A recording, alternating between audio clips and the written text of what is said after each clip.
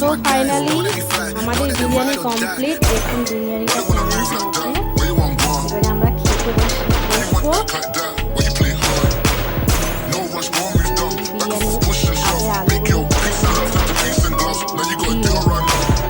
তুলে নেওয়া হচ্ছে।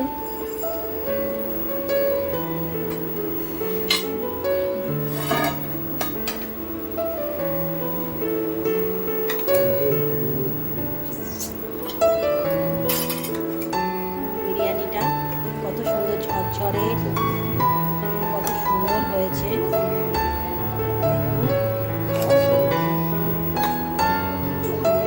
ঠিক আছে, এবার আমরা খেয়ে নিই।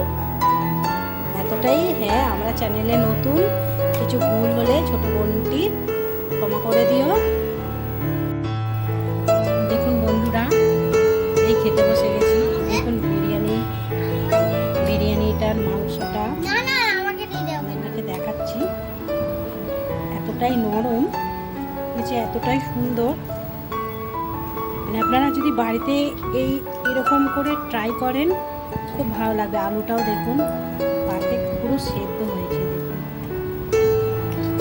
আর এর সঙ্গে আছে রায়তা।